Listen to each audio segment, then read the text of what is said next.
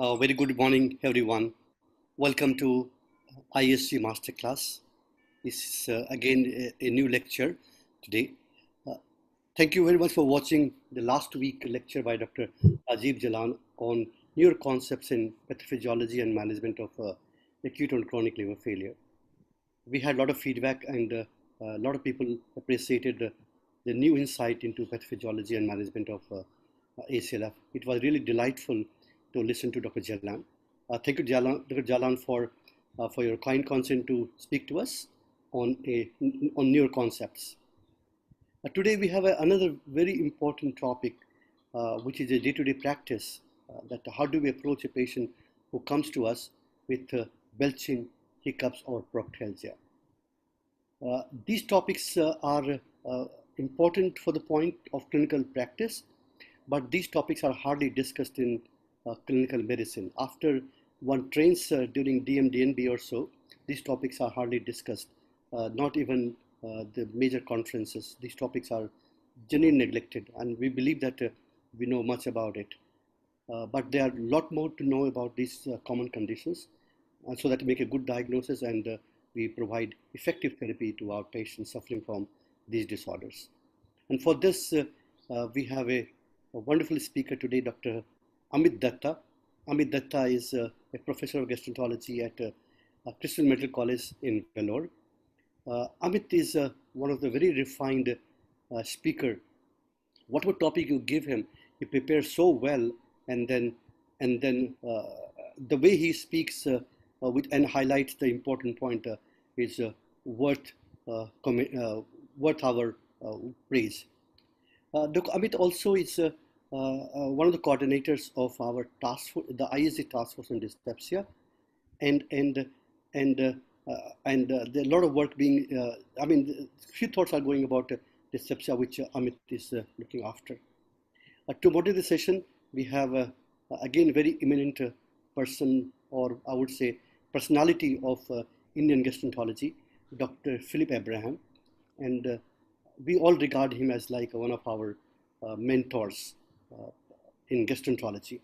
Dr. Abraham had been editor of Indian Journal of Gastroenterology. He had been the president of ISG some time back.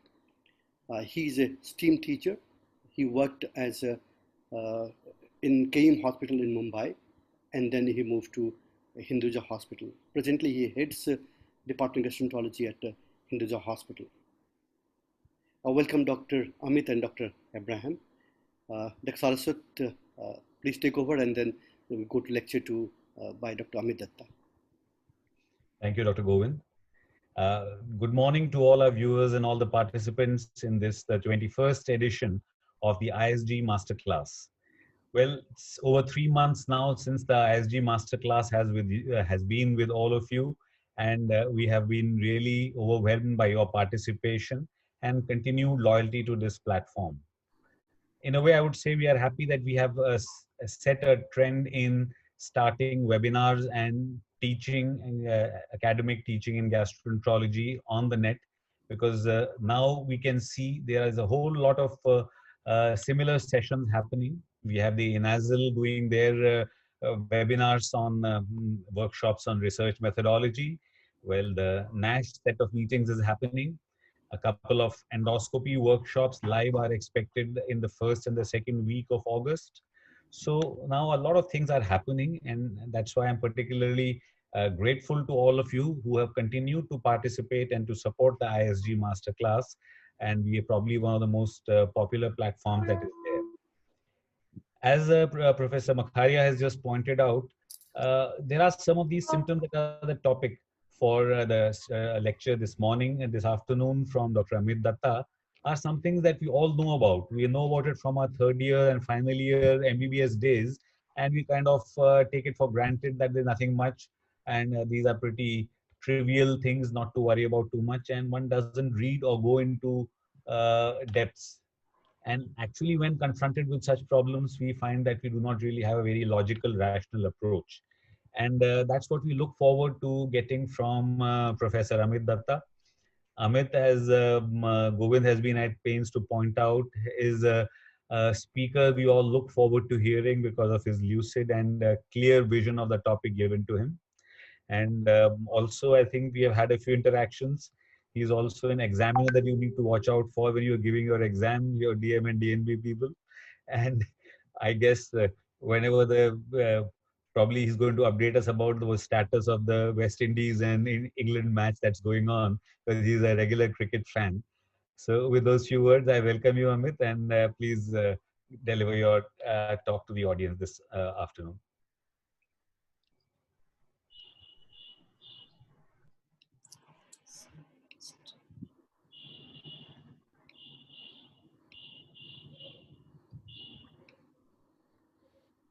So, good afternoon, and before I begin, I'd like to thank Dr. Makhari and Dr. Saraswat for assigning a lecture to me in this ISG Masterclass series. And I also thank Dr. Philip Abraham for being the moderator for this session. So the topic for today's talk is approach to some common GI symptoms, and the symptoms that I'll be discussing are belching, proctalgia fugax, and hiccups. And as has been said, that these are somewhat ignored areas of gastroenterology. When you look at the literature, there's not much of work done on pathophysiology or management, but nonetheless, these are important symptoms. They can have significant impact on a patient's quality of life, and we need to be aware how to approach, evaluate, and manage these patients. Okay? So I'll begin with belching. So under normal circumstances, GI tract has about 150 to 200 ml of gas, okay, of which stomach and small intestine have about 10 to 20 ml each. The colon has rest of the gas. So in stomach, the gas is mostly from the air which we swallow, while in the colon, it's mainly from the effect of bacteria on the nutrients in the other compartments. So the three main symptoms related to GI tract gas are bloating, flatulence, and belching, of which we will be discussing belching. Okay, so this is the definition of belching. Belching is basically it's escape of air from the esophagus or the stomach, which is usually audible. So we can hear the noise when somebody belches. So if the air escapes from esophagus, then it is called supragastric belching. If the air escapes from stomach, then it is called gastric belching. And it's very important to differentiate between these two, as we will be discussing in the subsequent slides. Okay. So here I have shown the mechanism of supragastric belching. Okay. So in supragastric belching, what happens is that the lower esophageal sphincter is closed. It does not open. So so the stomach is not involved. It's called supragastric belching. The lower esophageal sphincter is closed, and then the diaphragm contracts. So when the diaphragm contracts with a closed lower esophageal sphincter, negative pressure is created in the esophagus. Okay. And then when the upper esophageal sphincter relaxes, and because of the negative pressure in the esophagus, air from atmosphere rushes into the esophagus. It goes all the way down up to the lower esophageal sphincter, but it can't go down any further. Okay, and then this air is expelled out through the esophagus, upper esophageal sphincter into the atmosphere.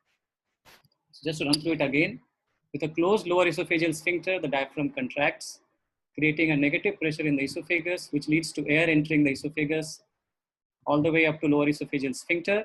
And then the air is expelled out through the esophagus, through the oral cavity into the atmosphere. Okay. Now, impedance studies have played a very important role in understanding the mechanisms of belching disorders. So here is an impedance tracing from esophagus. This is the upper region, the mid region, and the lower region. And we know that when there is air in the lumen, impedance goes up. Okay. So as you can see, this is a tracing from a patient with supragastric belching. And the impedance has gone up first in the upper lead, whereas it's okay in the lower and the middle. Then progressively, as the air goes into the mid esophagus, the impedance rises, and the impedance finally rises in the lower esophagus.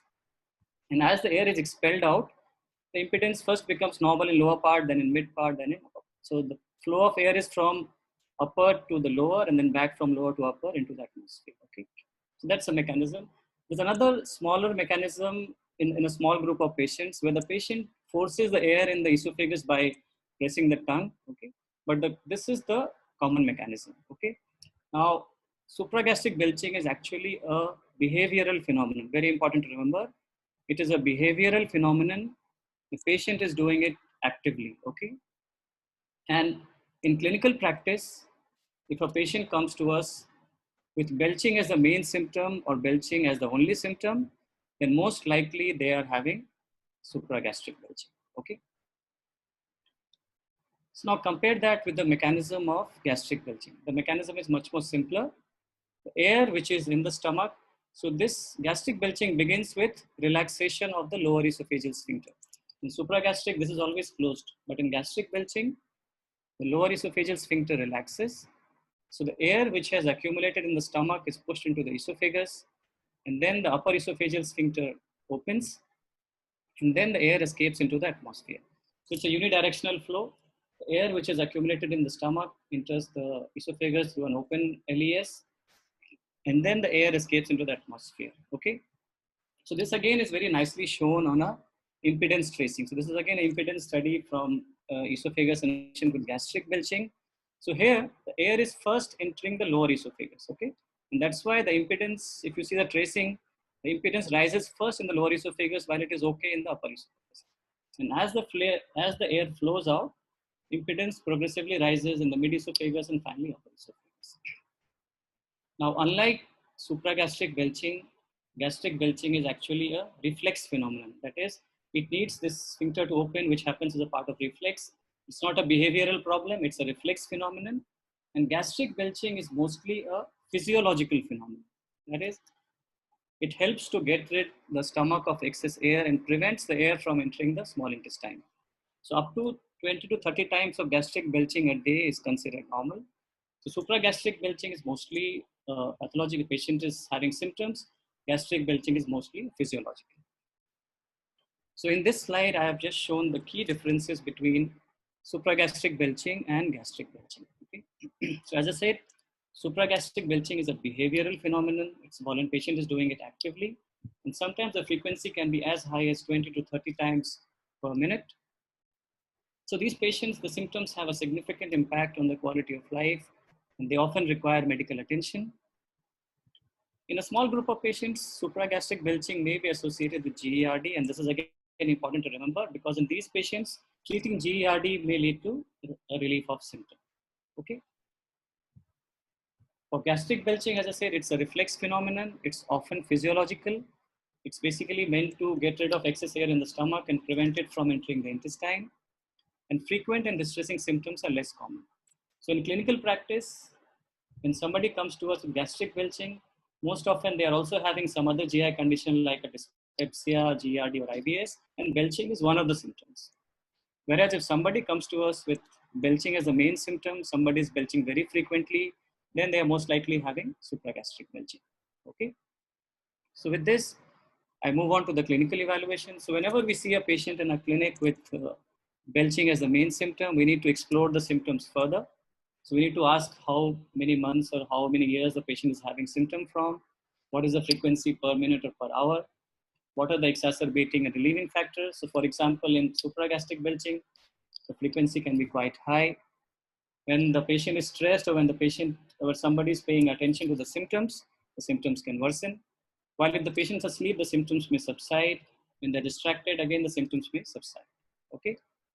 So the duration, frequency, exacerbating and relieving factors are important to inquire about, and how the symptoms have affected the patient's social life, workplace, etc. Because this will have a bearing on the therapeutic decisions which we will make. Okay.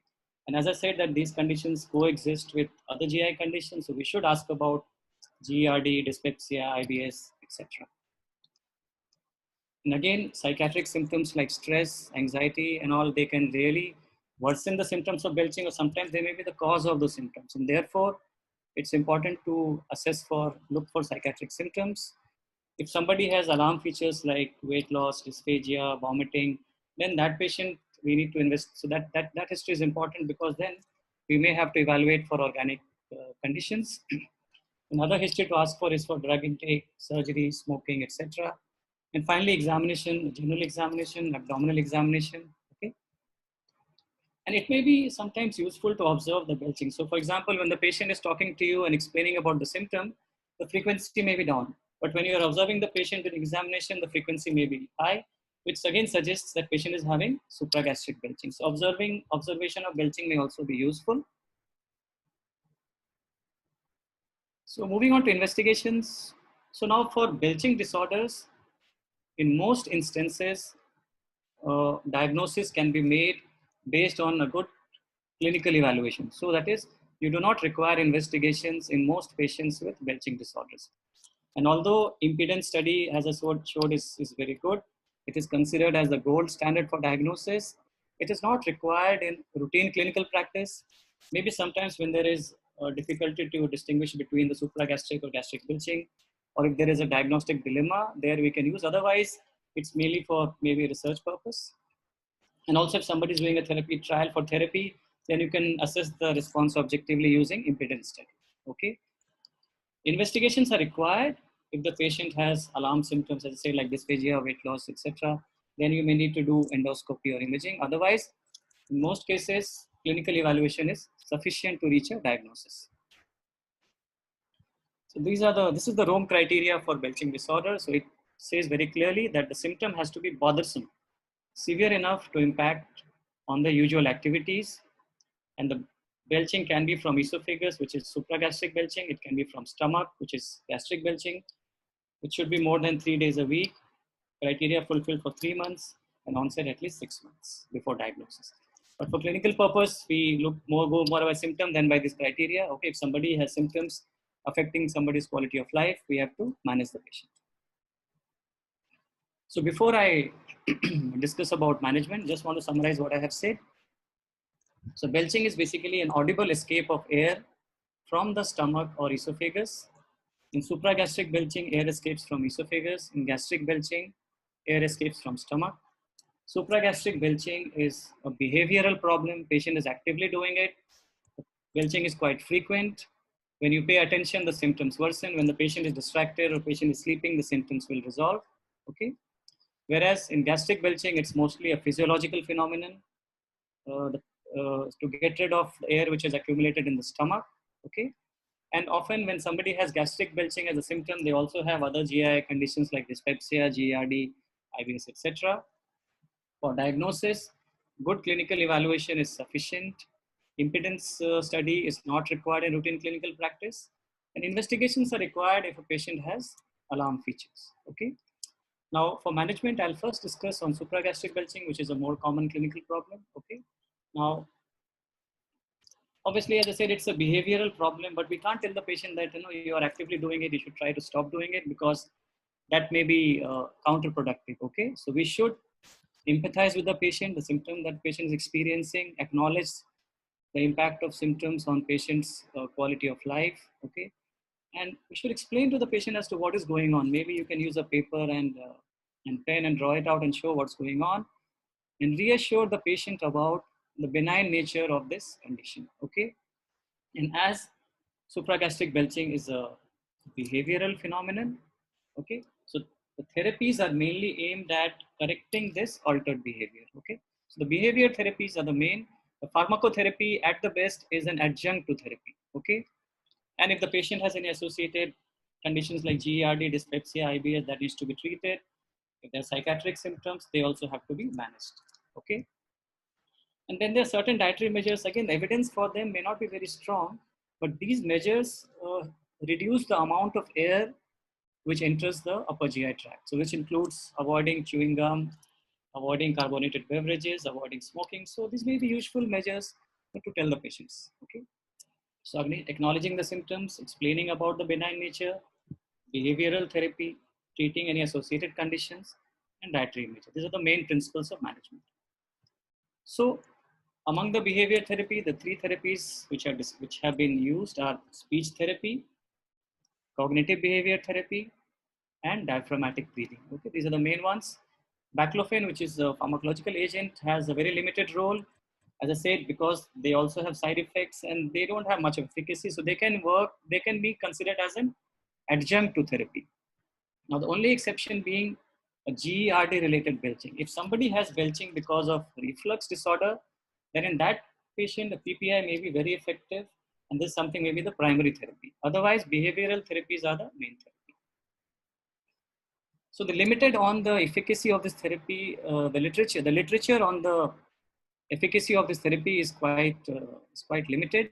And here I have shown the important studies for each of them. So for diaphragmatic breathing, there was a study from Singapore, which had 36 patients, 15 underwent diaphragmatic breathing training and 60% responded, but none of the patients in the other group responded, okay?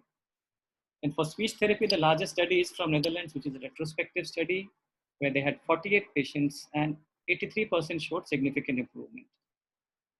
For cognitive behavior therapy, there was a study from UK where they had 31 patients, of which all of them underwent cognitive behavior therapy and 16 showed good amount of improvement, okay?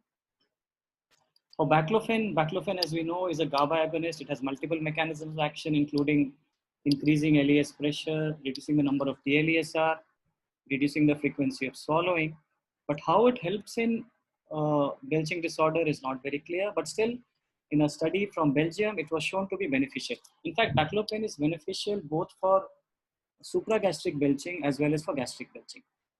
Okay, so now these are the therapies. But for a speech therapy, or a cognitive behavior therapy, you need trained therapists. You need experts who are trained in treating belching disorders. And this may not be available in many centers, okay? Then what do we do when we see a patient with supragastric belching and we don't have specialists with, for speech therapy or cognitive behavior therapy? So what we can do is we can teach the patient diaphragmatic breathing, which I'll show you in the next slide. This is something which can be easily taught to the patient. Even in this cognitive behavior therapy study from UK, the behavioral component was actually diaphragmatic breathing. So from two of these three studies, diaphragmatic breathing was shown to be quite effective, okay? So this is how we can tell a patient about diaphragmatic breathing. Now this can be done both in sitting and supine position. Here I have shown how to explain doing it in a supine position. So the patient lies in a supine position. Ask him to place one hand on the chest and one hand on the abdominal wall, okay? And the patient should breathe with the mouth open, okay? Inhale slowly and breathe out slowly, okay? Then again give a little bit of a gap, okay? So when the patient is breathing, the hand on the abdomen should be moving. So it should be fully abdominal breathing. The hand on the chest should not move. That is the key thing, okay? So breathing slowly with mouth open, only in the hand on abdomen should move. The hand on chest should not move, okay? The trial from Singapore, which I mentioned in the previous slide, there they told the patients to do it for 5 minutes, 3 times a day, but I'm sure we can modify it to whatever is convenient. So this is something which we can tell if you don't have specialists in speech therapy or cognitive behavior therapy, and this has been shown to be quite effective, at least in 50 to 60% of patients. Now moving on to gastric belching, as I said, for gastric belching, isolated gastric belching is seldom a clinical problem, okay? And therefore, the data on pharmacotherapy is very limited, and the treatment strategies are somewhat similar to supragastric belching. So you treat the associated conditions like GERD, dyspepsia, psychiatric symptoms, etc. Ask the patient to avoid, ask for some dietary measures like avoiding chewing gum, carbonated beverages, eating slowly and small swallows. Baclofen can be used for a short duration if required. Diaphragmatic breathing has also shown to be useful in small series in gastric belching as well. And there are some small reports of benefit from dimethicone and simethicone. Okay. Now, so far we are discussing about excessive belching, bothersome belching. I just want to mention about a couple of conditions where the patient may actually have difficulty in belching. And this includes patients who had a fundoplication surgery. So if the wrap is tight, they may have difficulty in belching. And another condition where the patient sometimes may have difficulty in belching is echalacia cardia. So when somebody tells you about this symptom, please think of these two conditions, okay?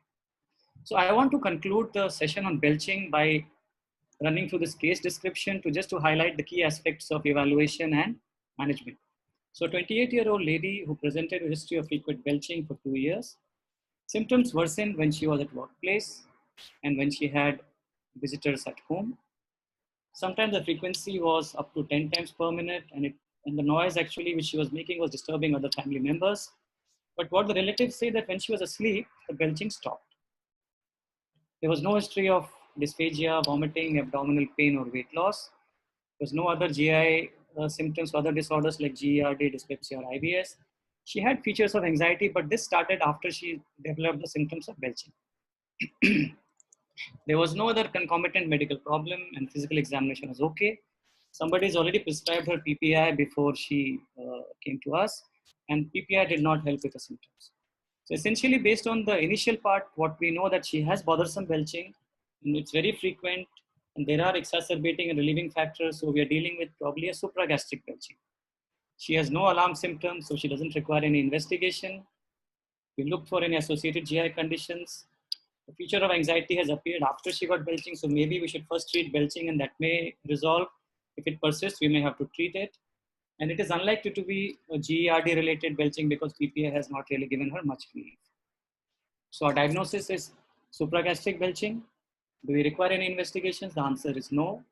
Treatment is reassure the patient, explain about what's going on, diet and lifestyle measures, diaphragmatic breathing. So again, for behavior therapy, if you have facilities for cognitive behavior therapy or speech therapy, you can refer the patient for them. Otherwise, diaphragmatic breathing may be something which you can teach the patient. And again, this patient is having bothersome symptoms, significant impact on quality of life. So while these therapies are taking effect, we can give her baclofen for a short course, okay? And another very important thing to remember is that we should have a follow-up plan for these patients, okay? Because we need to know how effective our therapy has been. Does the patient need further therapy? Is there a need of psychiatric consultation, okay? So with that, I'll move on to the next symptom, which is proctalgia fugax.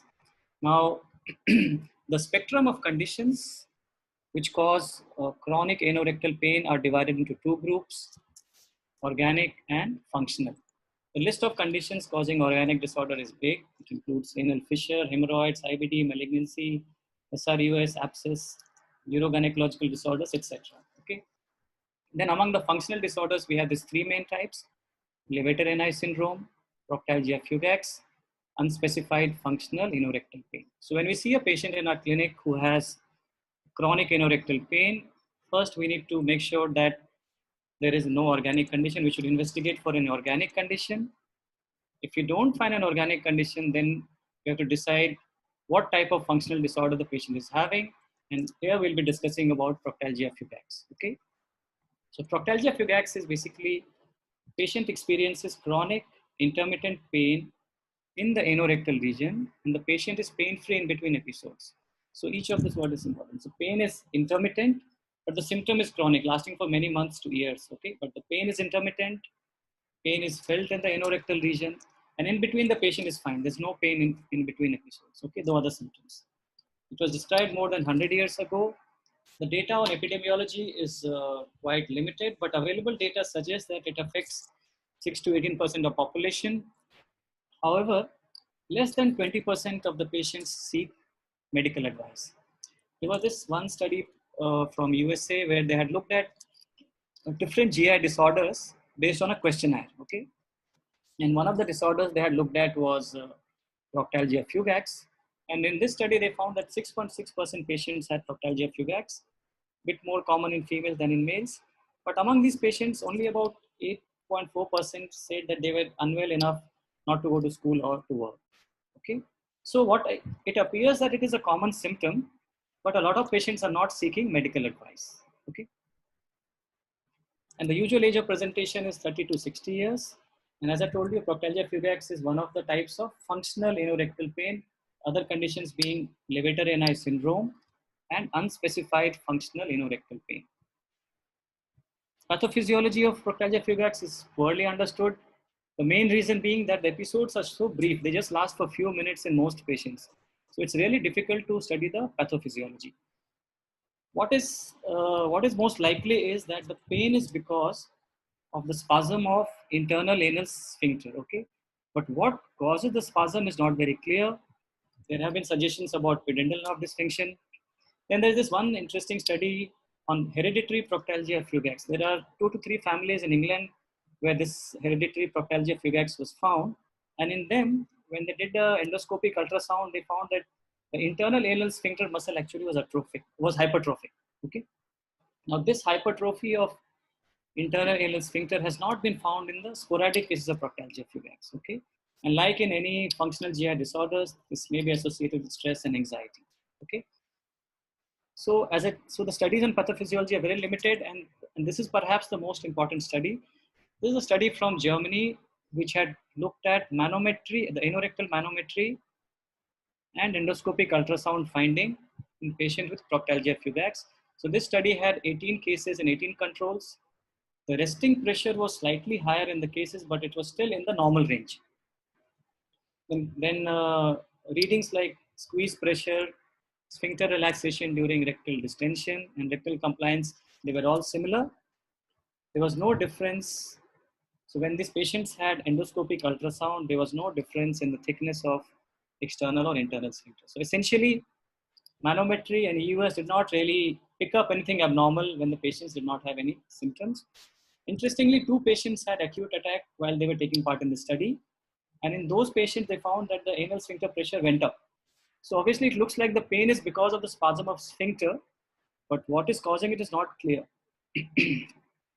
Okay, so moving on to the clinical features and evaluation. So again, we need to get into the details of symptoms as to how long, how many months or years the patient has had symptoms, what is the nature of pain, where is the pain felt exactly in a rectal region, is the patient pain-free in between episodes, how severe is the pain, is it uncomfortable or not disturbing too much, or is it unbearable, how long does the pain last, is it few seconds, few minutes. By cutoff, by definition, the pain in proctalgia fugax cannot exceed 30 minutes. Okay. In some patients, they even identify a trigger factor like menstruation, stress, etc. But often no trigger factor is found. So again, we need to know the nature of pain, the severity of pain, how long the patient has had symptoms. When the patient gets pain, how long does the pain last? Are there any trigger factors? Because these are all going to have a bearing on management. Okay. And as I said, when you have chronic anorectal pain, then you need to also exclude organic conditions.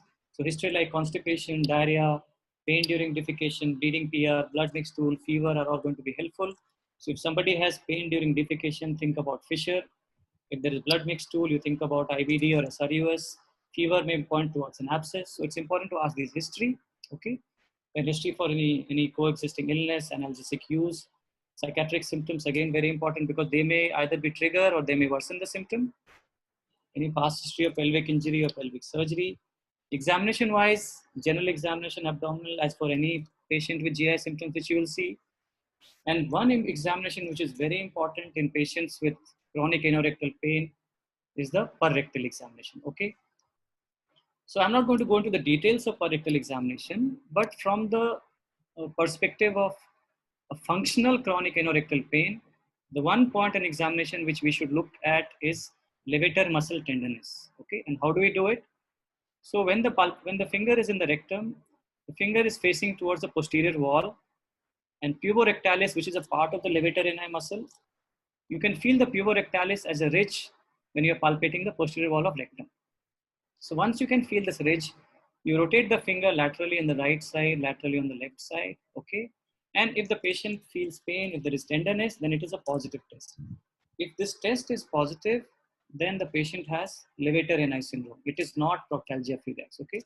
If you have tenderness on palpation of this puborectalis, then the patient has levator ani syndrome. If there is no tenderness, then if the pain is not lasting more than 30 minutes, then it is proctalgia fugax. If the pain is lasting for more than 30 minutes, then it is unspecified functional anorectal pain. Okay, so very important to remember to do rectal examination in a patient who has chronic anorectal pain. Except for a patient with fissure, where he may not allow you, you may need examination under anesthesia in some patients, but otherwise, this is something which we should consider. Okay, investigation wise, the one investigation which is essential and which is probably sufficient in most instances is flexible sigmoidoscopy, because this helps us to examine the rectum and anal canal and rule out any organic condition. Okay, so flexible sigmoidoscopy is useful and probably the sufficient in most cases. Now in other situations, based on the symptoms which the patient has, like if somebody has fever, any urogynecological symptoms, or if the patient has refractory symptoms, there we may have to consider doing imaging of pelvis, which may be an ultrasound or MRI. Okay, and as I mentioned that the findings on anorectal manometry and endoscopic ultrasound are generally normal, so these are usually not recommended. So a good clinical evaluation and flexible sigmoidoscopy is actually sufficient in most instances. Okay. Now these are the Rome criteria, Rome 4 criteria for proctalgia fugax. So it must include all the following. Patient has recurrent episodes of pain localized to the rectum. Pain is not related to defecation. The pain usually lasts from seconds to few minutes, but by definition, it should not go beyond 30 minutes. Okay. The patient is pain-free in between episodes, and we have to exclude other causes before making a diagnosis. Okay. So again, before I talk on the management, just to summarize, the spectrum of condition causing chronic anorectal pain are divided into organic conditions and functional disorders. So when we see a patient, we need to exclude an organic cause. Among the functional disorders, we have Levator-Reyni syndrome, proctalgia fugax, and unspecified anorectal pain. Okay. Now, proctalgia fugax, the patient experiences intermittent pain in the anorectal region. Okay. And the pain usually lasts for few minutes. Maximum duration is 30 minutes. Okay. The patient is pain-free in between. The symptom may be mild to severe. Some patients may have trigger feature, but most patients do not have a trigger factor. Okay. Now, when we do a good clinical evaluation and a rectal examination, along with flexible sigmoidoscopy, is sufficient to reach a diagnosis in most cases. But sometimes, depending on symptoms, you may have to do imaging of the pelvis. Now, in terms of management, the frequency and severity of symptom, the duration of pain, okay? Like when the patient gets pain, how long is it lasting? Is it few seconds, few minutes, 10 minutes, 15 minutes is important. And does the patient have any associated psychiatric symptom? Because each of these factors are going to have an effect on our management decision, okay? So we begin the patient by explaining and reassuring about the benign nature of the condition, okay? Now, these are the therapies which have been tried, and as you can see, that for most of them, the evidence is basically from case series and case reports. The only randomized control trial is for salbutamol.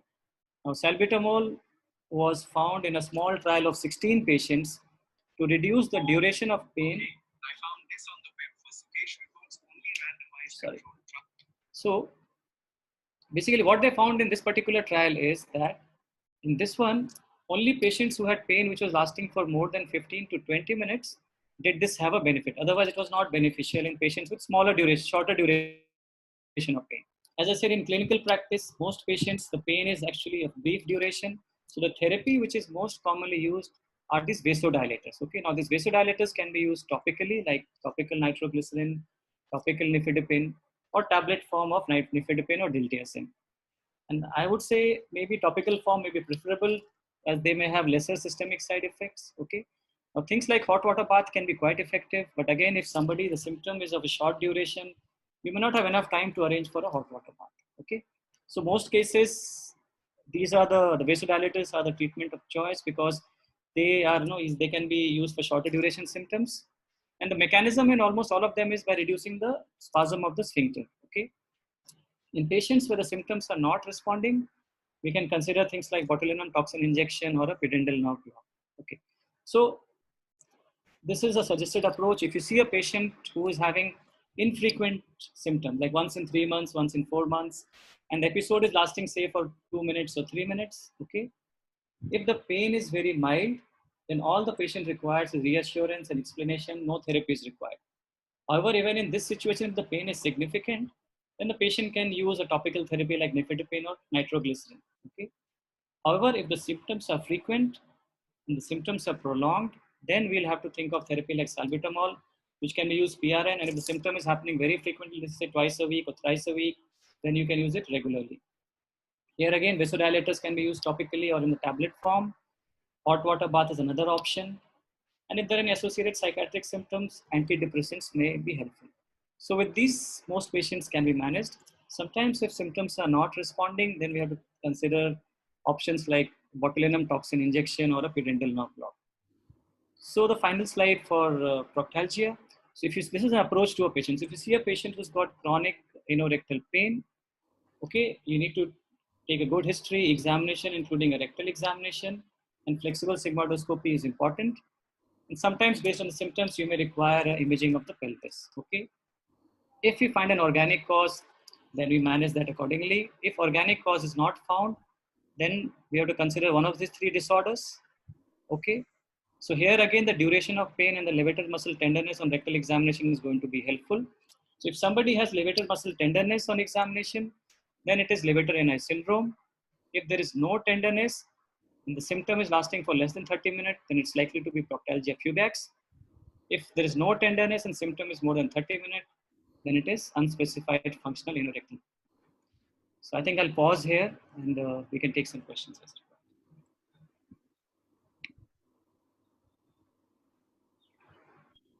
Sir, your screen is pretty. Dr. Abraham?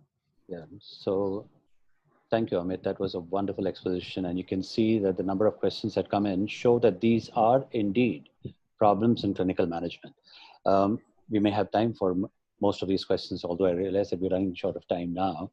So can we take them up? I may not be able to read the names of the doctors who have asked these questions, but I'll try and summarize them. The first question asked, of course, was what's the difference between burping and belching? Is there a difference? To my knowledge, the dictionary gives them as synonyms, so that we use the word burping when we come to burping children, that's all. The most common question otherwise was, how do you differentiate supragastric from gastric, which you obviously did mention.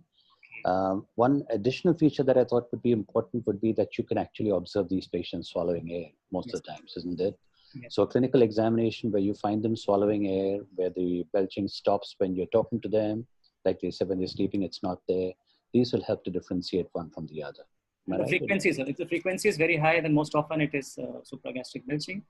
The gastric belching, like somebody is belching, say 20 times or 15 times a minute an hour, that's another differentiating feature. The third question asked here is a question that we face all over India. How do you induce belching? By compressing different parts of the body. The patient can demonstrate that to you. Yeah. We see that all the time.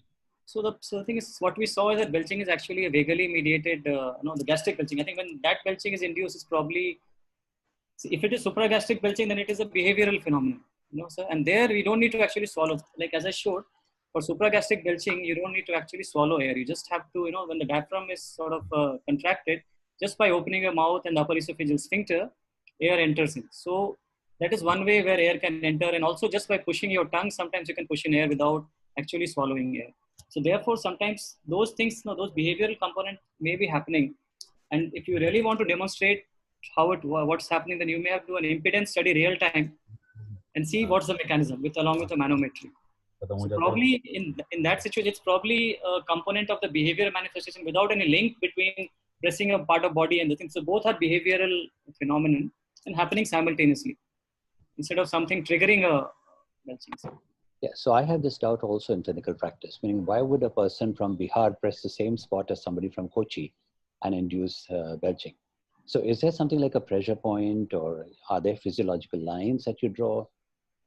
No, So I have no idea on that. So maybe you all with some experience can tell us. I wish I knew the answer. Okay, Dr. Sharma from New Delhi has asked this question. Can achalasia present with belching before dysphagia? So achalasia is a very good question. Actually, achalasia sometimes they can have supragastric belching, not a gastric belching. So achalasia is known sometimes because they can swallow air, and it's a futile attempt to put the air doesn't really go into the stomach.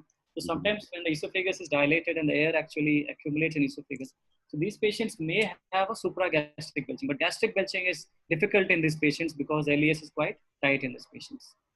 Okay, this is another question that comes up in practice. Is there a role for prokinetics? Meaning, do prokinetics affect the esophagus? Is there a role at all in them? So again, when I reviewed the literature, there is hardly any role for prokinetics in belching, because what you saw is that there is no peristalsis involved in supragastric belching.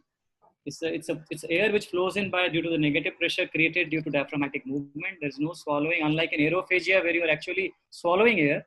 The impedance and manometry studies have very clearly shown the manometry coupled with impedance that there is no peristaltic wave in the esophagus when the air is entering actually. So yeah, go ahead, sorry. No, so basically what I'm trying to say is that therefore, I think so this is more of it's like a non-peristaltic phenomenon. Okay, so the broader question would be, do prokinetics act on the esophagus at all? So there's no evidence. So basically, as I said, now the only thing is, even for GERD, prokinetics are only an adjunct. They are not like the primary therapy even for them. So sometimes hiccups, sometimes belching, supragastric belching have been shown to be due to GERD. So there the therapy will be mainly a PPI. There also prokinetic may have a supportive role. But primary belching disorder, there is hardly any evidence to support a prokinetics.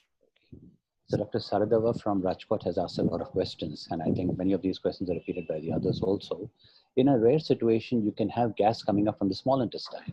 So how do you differentiate that? And is there a role for drugs like rifaximin or a probiotic in gastric belching?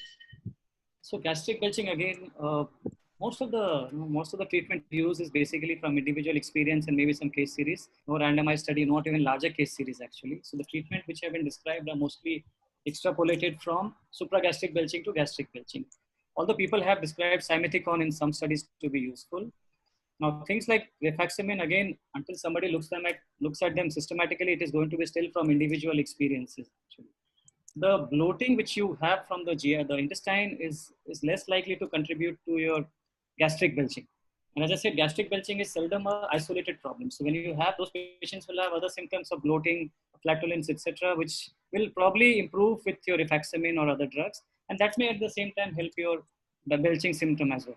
But for isolated gastric belching, that is going to help is not clear because those symptoms may not come in isolation. So rifaximin may help with the intestinal sort of gas. That may secondarily help with the gastric belching. That's it. Can we go, sorry, you want to move can we ahead? go to talk again and we'll come back to questions in the last We session? could do that. We could do that. Let's go back. Amit, you ready? Had a cup of coffee? I'll move on to the next one. All right. Okay, we'll take them all. Just start sharing my screen.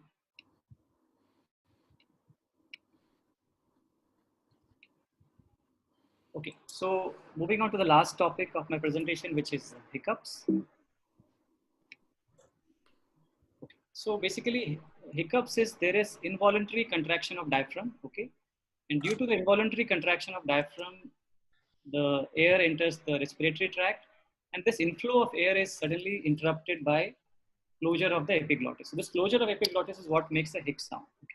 So again, it's an involuntary spasmodic contraction of diaphragm, leading to sudden inspiration followed by abrupt closure of epiglottis glottis, which leads to this sound of hiccup.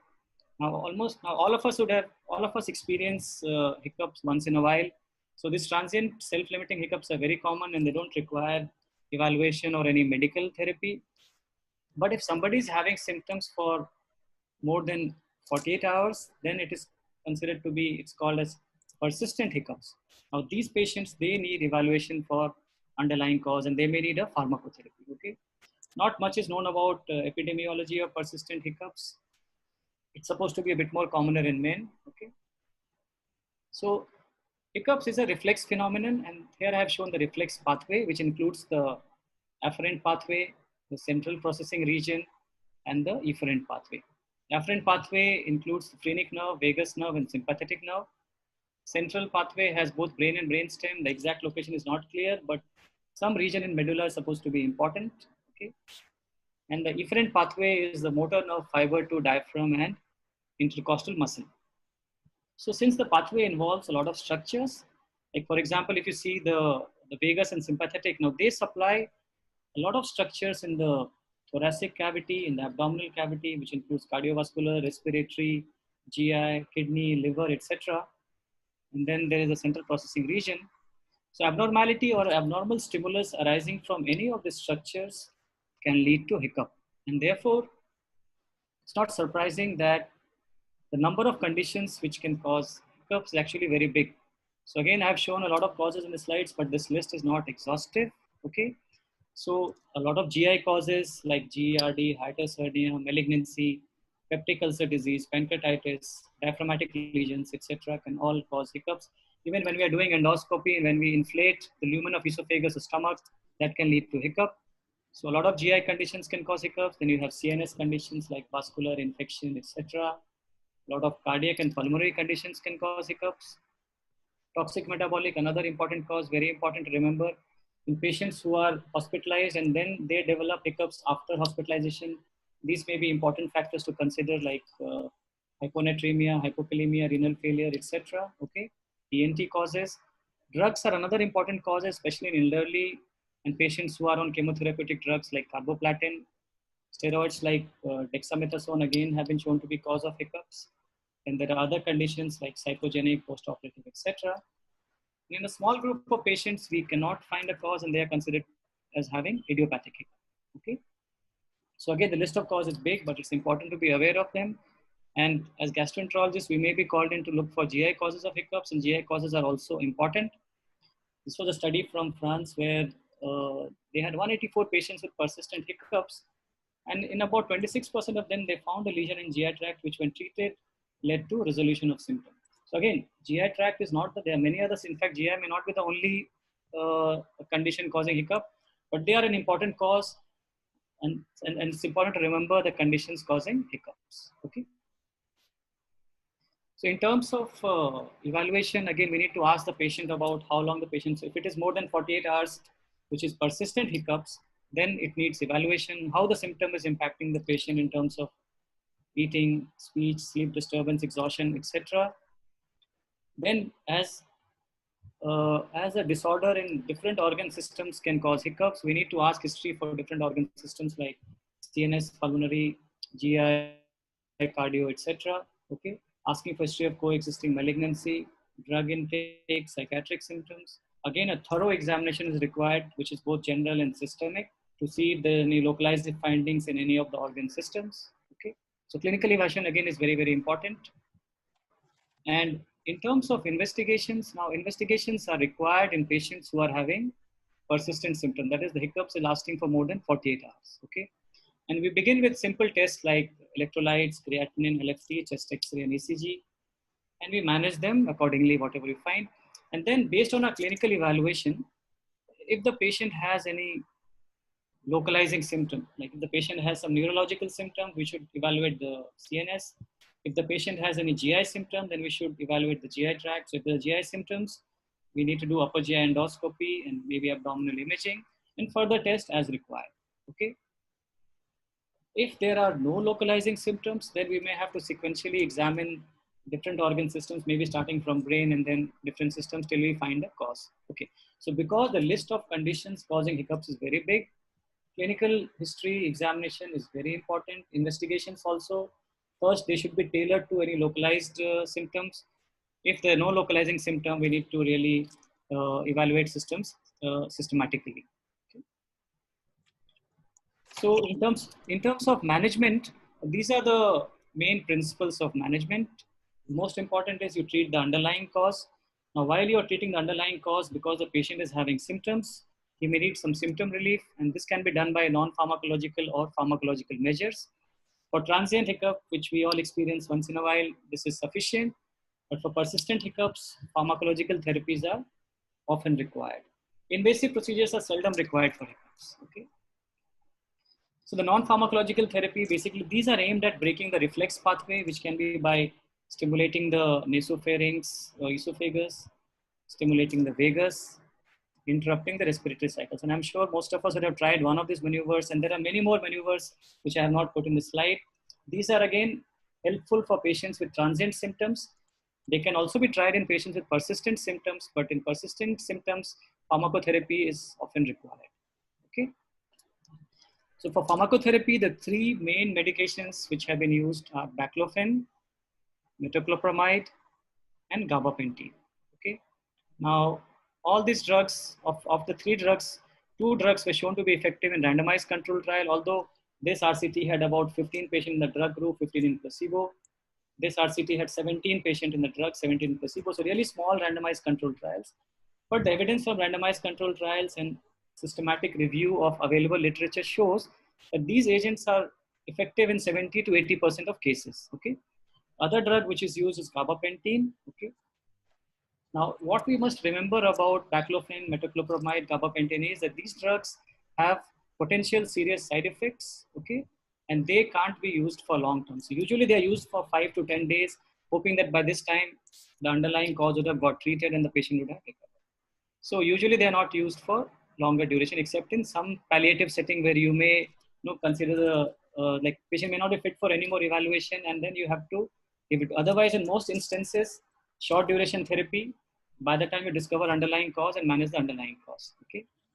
Now, I want to mention here especially about PPI. So I told you in a subgroup of patients, hiccup can be because of GERD. In this group of patients, PPI can be quite effective. So remember, PPI is effective in a select group of patients where hiccup is because of GERD. If patients who are not responding, they are considered to have refractory hiccups. In them, other things like acupuncture, implanted vagus stimulator, phrenic nerve block, these all have been tried. But again, for acupuncture, there are some trials from China, but a Cochrane review said that the study were not of very good quality and you can't draw any strong conclusions. For the vagus stimulator and phrenic nerve block, we only have a case series, and this can be done at specialized centers, but only reserved for patients whose symptoms have not responded to your pharmacotherapy, and if after treating the underlying cause, there's no response, or if underlying cause cannot be treated. Okay. So this is the approach to a patient who has persistent hiccups. Okay. So good history and examination is very important. And then we begin with simple tests like electrolytes, creatinine, ISG, chest X-ray. If based on a history and examination, the patient has any localizing features, then we evaluate those organs. Like if someone has neurological symptoms, CNS, GI symptoms, GI evaluation. If there are no localizing features, then you sequentially examine different organ systems. Once you have found a cause, you treat the underlying cause. Now, while you are evaluating and treating the underlying cause, you need to provide symptom relief to patient, which can be done both by non-pharmacological and pharmacological means. Non-pharmacological may not be very effective in persistent hiccups, but nonetheless, they can be tried. Among the pharmacotherapy, we have baclofen, gabapentin, and metoclopramide. Okay. And if one therapy does not work, you can switch to the other drug. We can sometimes use even a combination therapy. Okay. And a subgroup of patients where the hiccups is because of GERD, PPI can be quite effective. Okay. So I just want to finish my talk with this interesting story of Charles Osborne. So this was an American who in 1922, when he was 29 years old, he fell down while he was weighing a pig. And after that, he developed the symptoms of hiccups, and that was the only symptom. He didn't have any other symptom but hiccups. And he continued to have hiccups for about 20 times per minute. So it was estimated that in his lifetime, he had more than 400 million time hiccups. And for this, he entered the Guinness Book of World Record. And all this while he held a variety of jobs, married twice, he had 8 children. Okay. He went to a lot of doctors in USA, but none of them could get him rid of his symptoms. And so he used to suppress the noise of hiccups by breathing between the hiccups. This was taught to him by physicians at the Mayo Clinic. Okay. And he lived up to the age of 97 years. He died in 1991. And interestingly, 1 year before he passed away, his hiccups on their own, they stopped. Okay.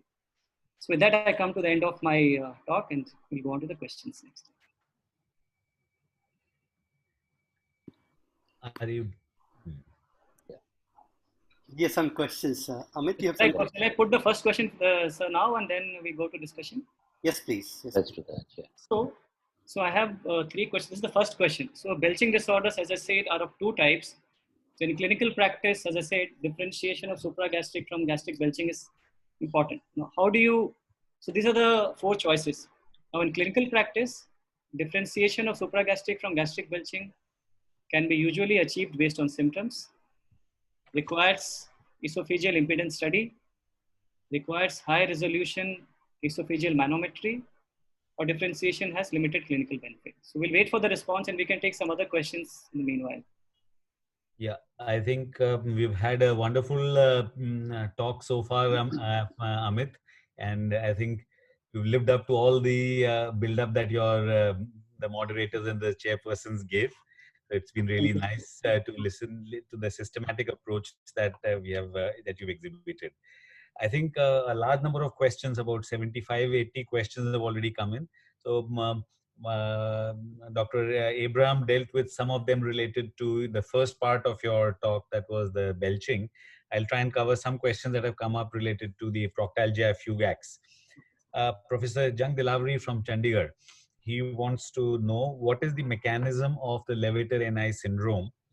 And in the same context, Dr. Sandeep from Pathankot has asked what exactly is the treatment for the Levator-Ni syndrome. So again, that's a very important and good question. Now, Levator-Ni syndrome is somehow, it's different from proctalgia fugax, because when they have looked at the pathophysiology studies in Levator-Ni syndrome,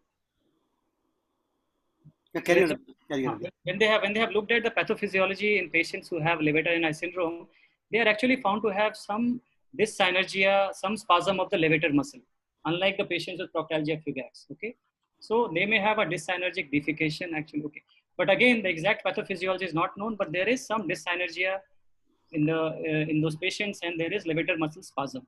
Now, in terms of management, again, unlike proctalgia fugax, in levator NI, the symptom is lasts for more than 30 minutes in many instances. And sometimes the patient may have persistent rather than intermittent pain. So the pain can be persistent, the pain can be long duration.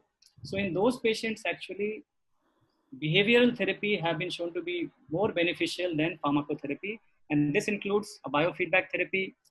Some people have even tried rectal massage of the puborectalis muscle when you palpate them for rectal examination, or even electrical stimulation. But among them, the biofeedback therapy is the one which has shown a lot of benefit. Then things like antidepressants can also help, like amitriptyline has also been tried. Some people have even tried diazepam. But therapy is quite distinct from therapy for proctalgia fugax. We have an answer to the first question, Amit. You can see. Okay, so yeah, that's quite good. That means most people have at least understood that it can be usually achieved based on symptoms. We don't need to do any impedance or manometry study. And differentiation is important because the management of supragastric belching is, behavior therapy is the main management in that condition. Now, can I put my second question now, sir? Yes, please.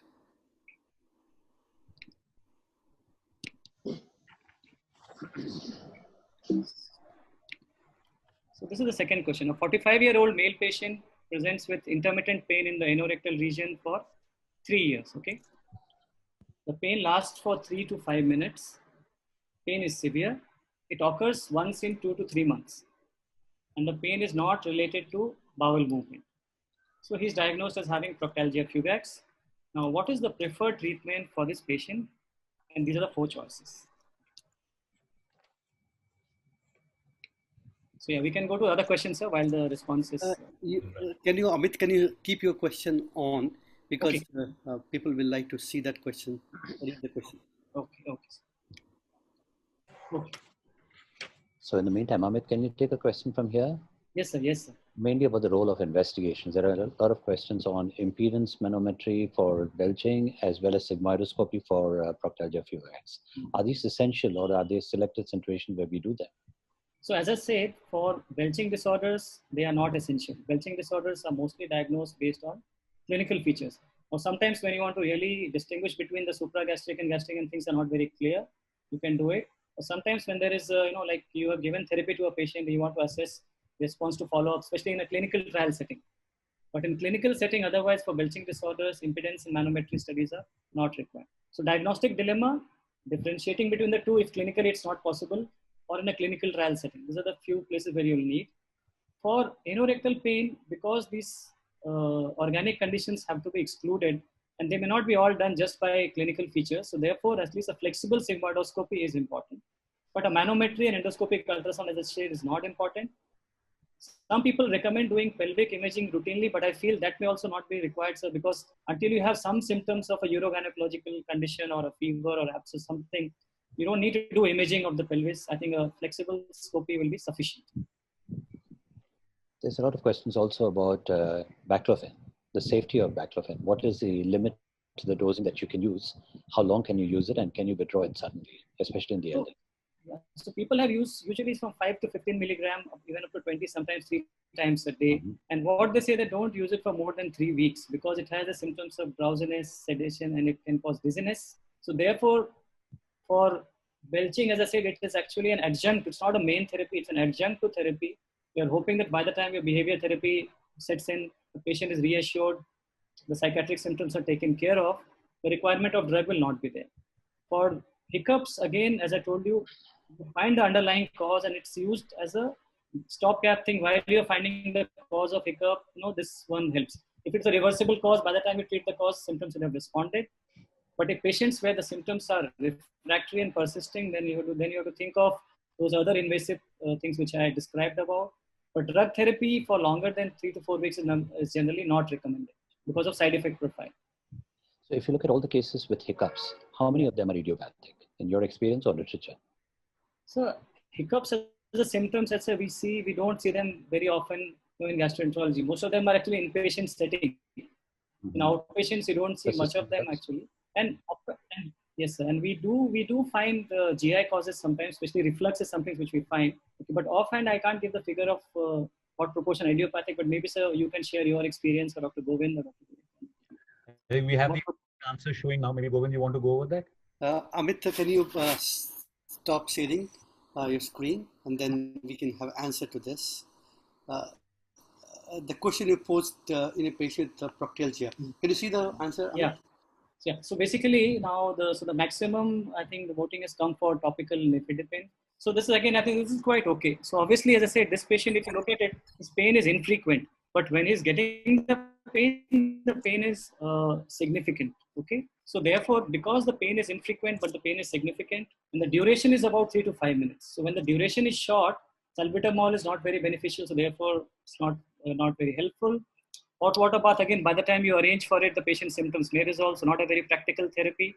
Reassurance may be considered, but because the pain is significant in this person, I would personally go for a topical nifedipine so that it gives him symptom relief and he can use it whenever he gets the pain. So with this, I'll move on to the last question.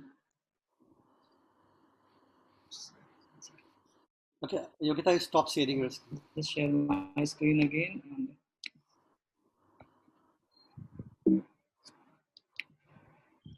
So 70-year-old male patient with metastatic pancreatic cancer and on palliative care, not on chemotherapy. Based on palliative care, he develops hiccups. Okay. Now the symptoms appeared 3 days ago and he is unable to eat and he feels exhausted. Okay. Blood tests are showing that blood sugars are okay, creatinine, electrolytes, LFT are all right. Okay. So patient is started on baclofen and his symptoms improve. He's able to now eat. Okay. So what is the next step in evaluation? So you have 4 choices, and so which is the one which you will prefer to evaluate this patient? So by the time the answers, Dr. Philip, again that idiopathic question which you asked. So I would just want to know, even like from your Dr. Govind's, Dr. Saraswat's experience, what proportion which you see are idiopathic, the hiccups which you see in the practice? At least in my experience, whatever we see as persistent hiccups, if they come as only hiccups, it's most of the times idiopathic. If they have an underlying cause for the hiccups, generally you'll have the features of the other diseases. Yeah, exactly. I guess that's probably the experience with most of us, because often you look for all organic causes but seldom find one. And while your workup is going on, the symptom settles. So, because the patients with other organ dysfunction having hiccups, they hardly refer to us. You know what I mean? They are managed by, say, a oncology person or a pulmonary person, so they, or a CNS neurologist, so they may not be referred. So what we see is maybe select variety in a gastroenterology practice. right. And in outpatients, mostly they having idiopathic. Yeah, I mean, you're not the only one asking questions. Some of the audience is also asking you questions. So there's a 70-year-old lady Stop with sharing, Amit. You can stop sharing your screen. Yeah. So a 70-year-old lady with chronic anorectal pain but no fissure and has urinary incontinence and pain during defecation, although otherwise the bowel habits are normal. So what would you suggest? How would we manage this patient? So again, because of the lack of time, no, I didn't discuss a lot of there are so many other pelvic conditions which can cause pain. Today we discussed the anorectal ones, but there are these prostatic conditions in men, and you have this interstitial cystitis. You know, the cystitis symptoms are another group of causes which can cause pain mainly in women, prostatitis mainly in men, and then you have this anorectal actually. So if somebody has symptoms beyond the anorectal canal, like somebody has urinary frequency, pain is felt in other areas, then you have to evaluate for those conditions in those patients and manage them accordingly. So they may not be typically anorectal pain in that scenario. So you have to look for other conditions and manage accordingly, is what I would say. So I think we have the response to the last question. And again, I'm very happy with the response. You know, like 13 people said the issue is this patient is in a palliative setting, is not getting any chemotherapy. Symptomatic therapy has actually worked in him. So even when you do this investigations, we are not going to really change much of the therapy in this particular situation. So personally, I would also go for no further investigation required. I don't know what the other chairpersons and moderators feel about this. So will you consider any investigation in this? I would agree. No investigation. Probably not. Yeah. So again, what I try to highlight is that you don't just go by a flow diagram or approach. Basically, you look at the patient individually and you see that it is what investigation you're doing is going to have an impact on your management for the patient, and then proceed. Otherwise, we have to really sort of be judicious in our investigation. So I think I'll cover a few questions that have come up with this, the proctalgia and the rectal symptoms. Well, then, Philip, maybe you can take over some of the hiccups questions. That many of those have come in thereafter. So, Dr. Sudhir from Sikandrabad wants to know whether drotaverine or any other muscle relaxants have any role in the proctalgia, Fugax, or the levator ani syndrome. So again, as I said, if you look at the evidence for proctalgia Fugax therapy, most of the data is actually from case series and case reports, very few randomized controlled studies. Now, the list of medicine is big, and to say answer is no is not possible is what I can tell you actually. So there will be some report of somebody using and finding success, but the important ones where we have some evidence is what I showed you in my presentation. Okay. So I think the agents can be tried, but even for levator ani, as I told you, levator ani pharmacological therapy is not the main therapy. Behavioral therapy, biofeedback therapy is the one which has got maximum experience of benefit, followed by electrogalvanic stimulation and rectal massage, and then diazepam or amitriptyline. But not these medicines, not much of evidence. Right. Regarding topical therapy for proctalgia Fugax, Dr. Gopal from Mangalore wanted to know whether people can develop tolerance to things like nitroglycerin or dilzem and nifedipine, and if so, for how long is it proper to continue using these medications? So as I said, that proctalgia usually in most patients the symptoms are like they happen once in a month or once in 2 months actually. So you don't need to use the medicine every day. It's basically these are PRN medications. You use them when the patient requires them. Most often that's not a concern. Otherwise, you have to sometimes switch therapy.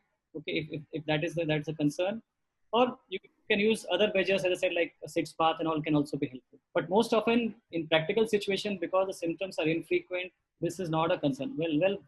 Things like dizziness and headache and all can still happen when they get it, but that will be whenever they're using it for the symptom relief. Right. Dr. Akash Shukla from Bombay wants to know how would you differentiate between a patient with proctalgia Fugax and say the myofascial syndrome?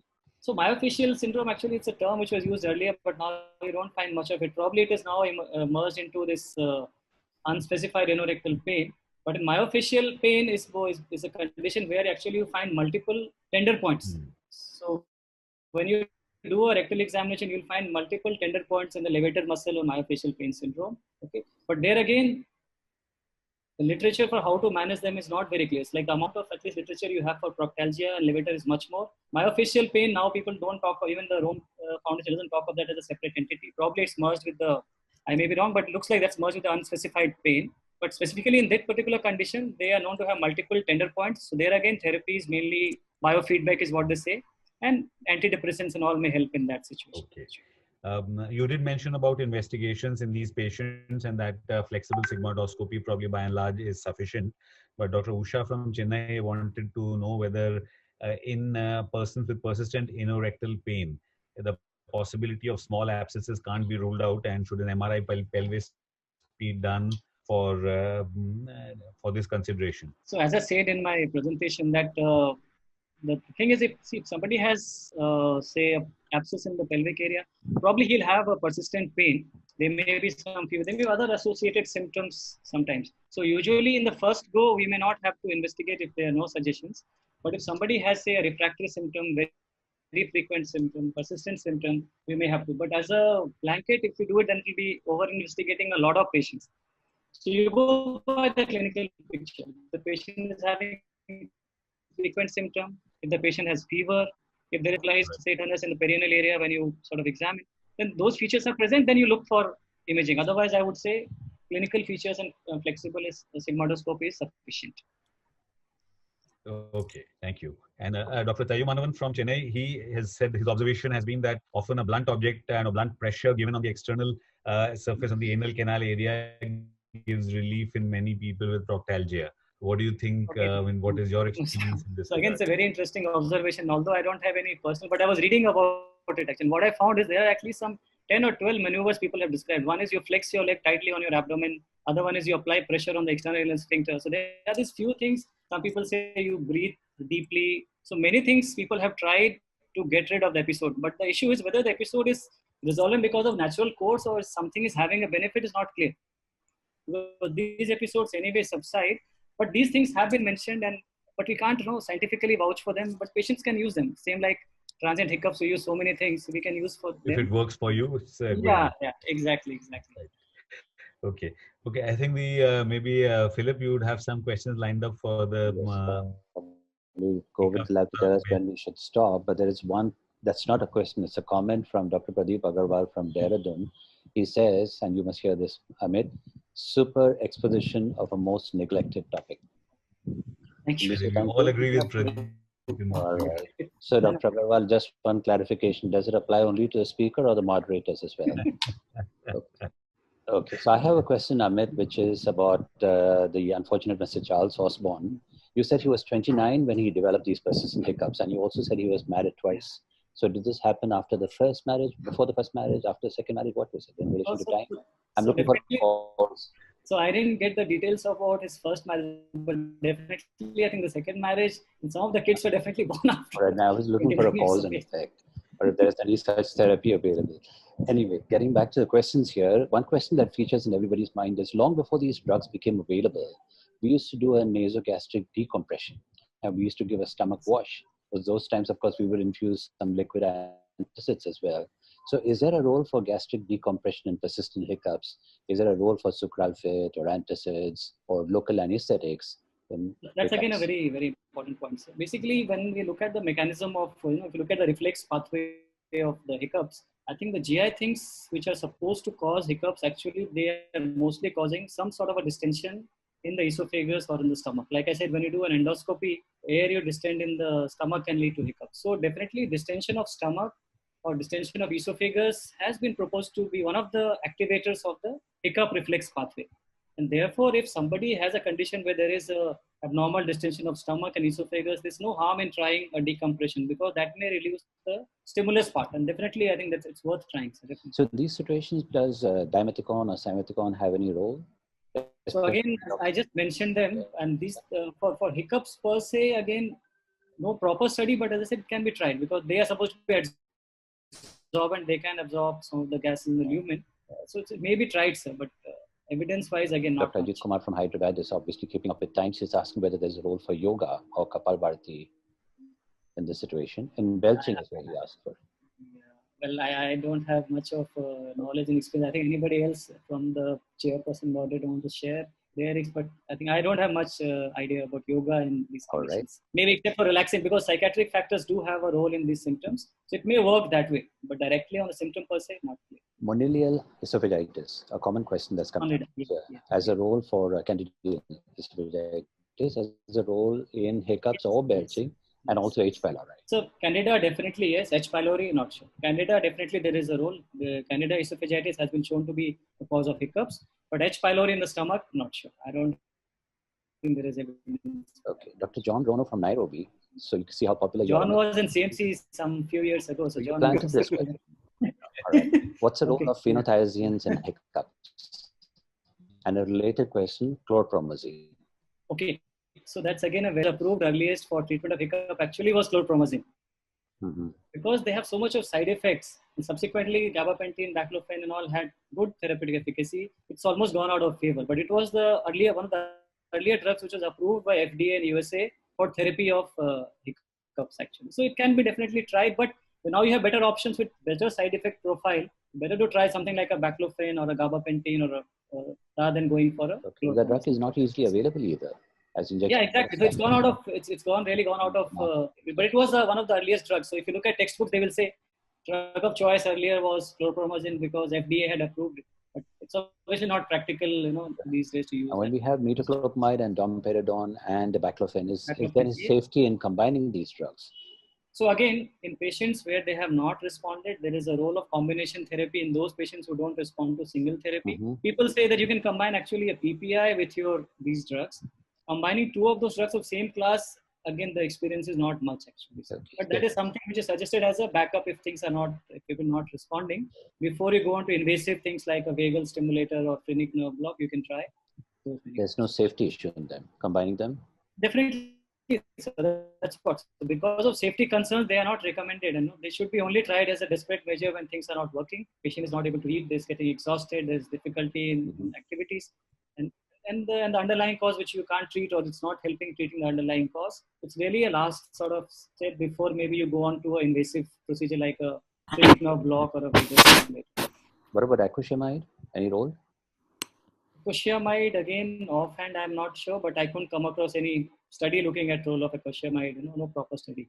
But again, by looking at the mechanism, I think it should reduce the distensions. It may be having a role, but offhand, from literature point, I really can't comment. Okay. Dr. Abhishek Mufkalwar from Hyderabad has asked a question. Any role of rectal massage in intractable hiccups?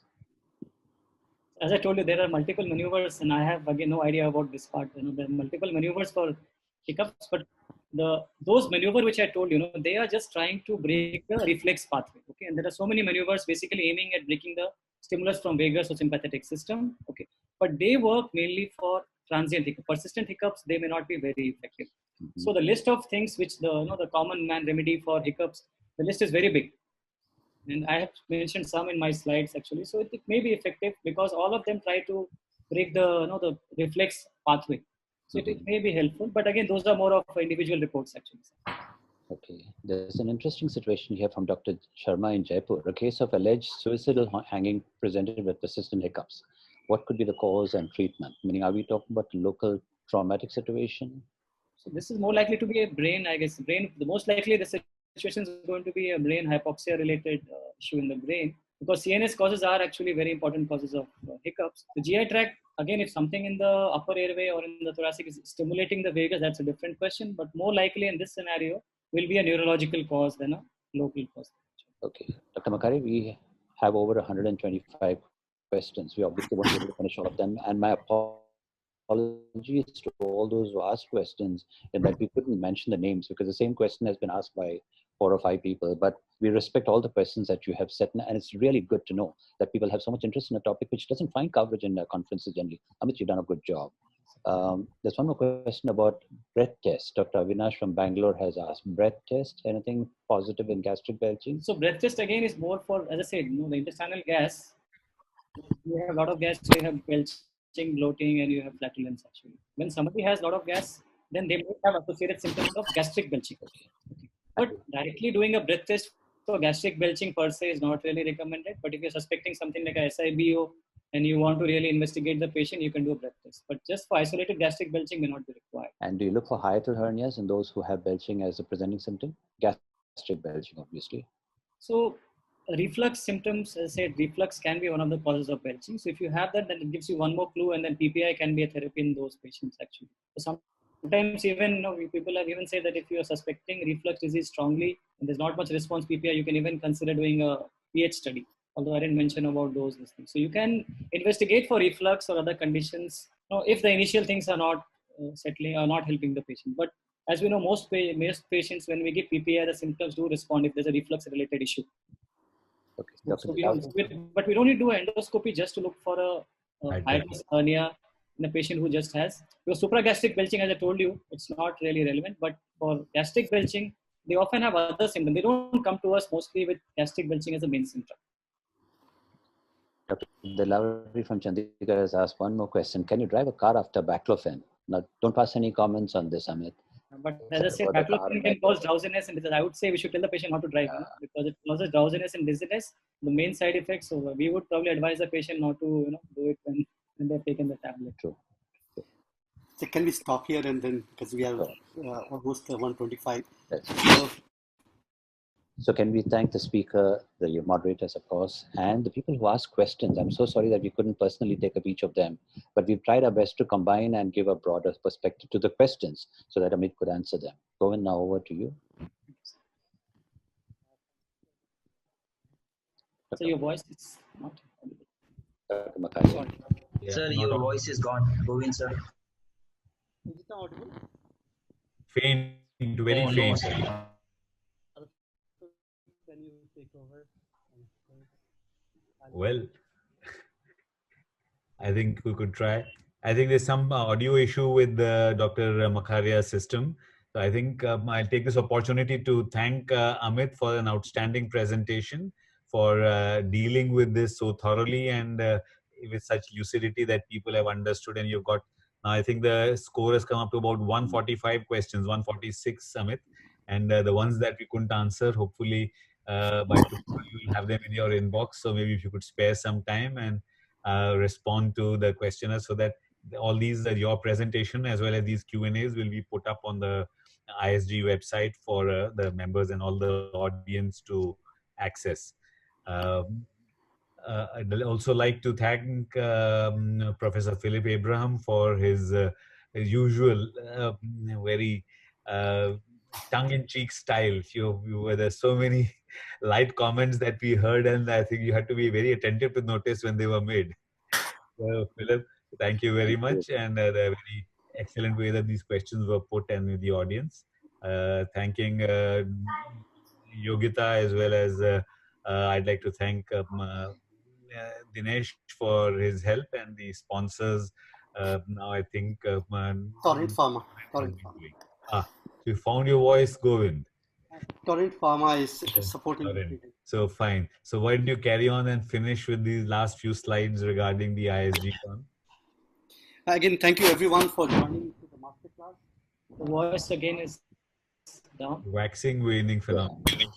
So last announcement that we will have our ISG Con 2020 as a virtual meeting on December 19 to 20. We're inviting abstracts now.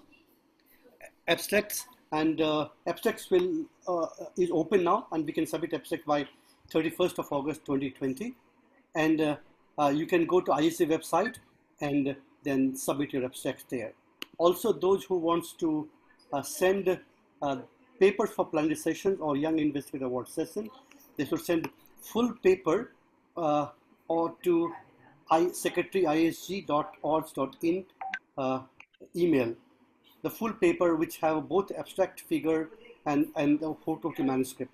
They should submit the abstract to the ISG call website also. And so with this, we'll look forward to your participation in ISG Con, which is going to be a virtual meeting, and we will have a virtual meeting on December. Voice is gone again, Govind. Some serious audio issues that are in.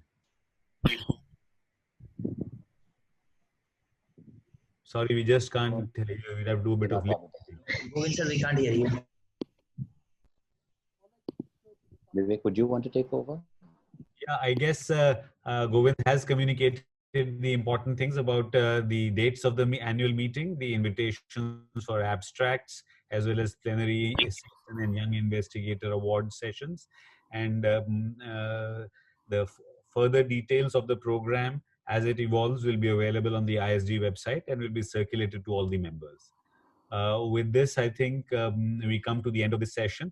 We need to invite you next week to a presentation. Next week's masterclass will be taken by Dr. Akash Shukla from Mumbai, and dealing with the topic of the management of ascites. Again, a very common and a very important topic that all physicians, general physicians, as well as gastroenterologists and hepatologists have to deal with. So with these few words, once again, I'd like to thank you all for participation. The speaker, Dr. Amit Datta, the moderator, Dr. Abraham, and Govind, and as well as all those who have helped us to complete the session today. Thank you. I'd like to log on. Goodbye. Yes.